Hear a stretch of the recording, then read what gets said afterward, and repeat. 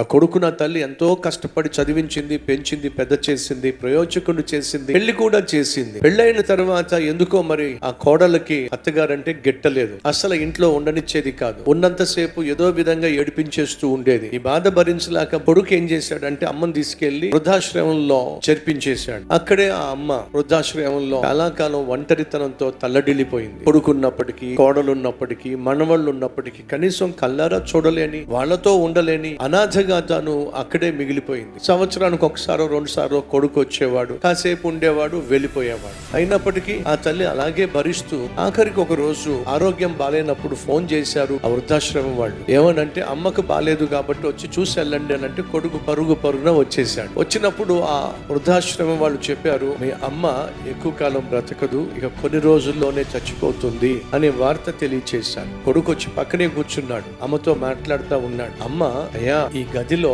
నేను బాత్రూమ్కి వెళ్ళేటప్పుడు నడుచుకుంటూ వెళ్ళడానికి స్టాండ్ లాంటిది సపోర్ట్ ఒకటి పెట్టరా, అంతేకాదు సార్లు బాగా చలేసినప్పుడు ఇక్కడ పల్చని దుప్పటిచ్చారు, కప్పుకోవడానికి రగ్గు కూడా లేదు, చలికి తట్టుకోలేక వణిగిపోతూ ఉంటాను, మంచి రగ్గు పెట్టరా, ఇక్కడ నేను వాళ్ళు పెట్టింది తినాలి, కొన్నిసార్లు వాళ్ళు అనుకున్న సమయంలో నేను లేవలేను, లేచిన తర్వాత వాళ్ళు పెట్టిన ఆహారం ఏమో చల్లబడిపోతా ఉంది, చిన్న మైక్రోవేవ్ ఉన్నట్లయితే మైక్రోవేవ్ లో వాళ్ళు పెట్టిన ఆహారాన్ని వేడి చేసుకుని తినడానికి ఉపయోగం ఉంటుంది, ఒక మైక్రోవేవ్ అన్నా పెట్టిస్తే బాగుంటుంది అని చెప్తూ ఉంటే ఆ కొడుకు అంటున్నాడు, అమ్మా నీ ఆరోగ్యం బాలేదని, రేపో మాపో నువ్వు కన్ను మూస్తావని నేను వచ్చినప్పుడు వాళ్ళు చెప్తున్నారు, రేపో మాపో పోయేదానికి ఇవన్నీ అవసరమా అమ్మా అని అంటే ఆ తల్లి అంటుంది, ఒరే ఇవన్నీ పెట్టమంటుంది నా కోసం కాదురా, నేను వెళ్ళిపోయిన తర్వాత కొంతకాలానికి నిన్ను కూడా ఇక్కడే చేరుస్తారు కదరా నీ పిల్లలు, నువ్వు నాలా సఫర్ కాకూడదని నేను నీ గురించి ఆలోచిస్తున్నాను రా. తల్లి చనిపోతూ కూడా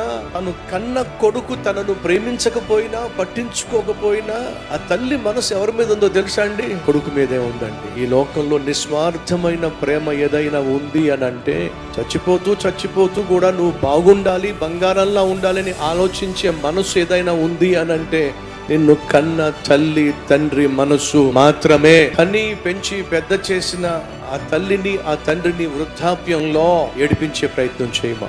వృద్ధాప్యంలో వారిని అనాథలుగా విడిచిపెట్టమాకు. నీ తల్లిని నీ తండ్రిని సన్మానించుము, అప్పుడు నీవు దీర్ఘాయుష్మంతుడు అవుతావు. నువ్వు ఆరోగ్యం కలిగి సుదీర్ఘకాలం బ్రతకాలి అని అంటే కని పెంచి పెద్ద చేసిన అమ్మను నాన్నను అనాథలుగా వృద్ధాశ్రయంలో పెట్టవద్దని, కన్న పుణ్యానికి దగ్గరే ఉంచుకొని కాటికి చేరేంత వరకు ప్రేమ, అనురాగము, ఆప్యాయత అమ్మ నాన్నకు పంచమని, ఆరోగ్యంగాను ఆయుష్ కలిగి జీవించమని మనవి చేస్తున్నాను.